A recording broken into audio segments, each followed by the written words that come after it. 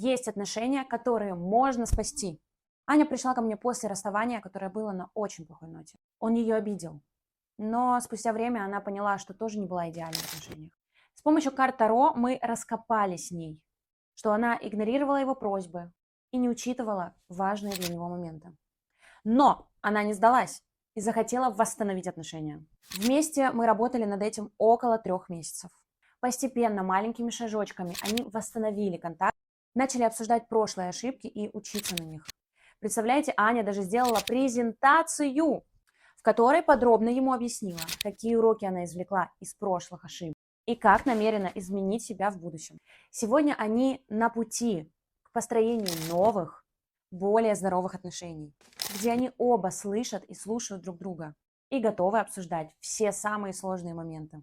А чтобы узнать, как из токсичных отношений сделать здоровые, смотри мой видеоурок. Пиши отношения и проверяй директ.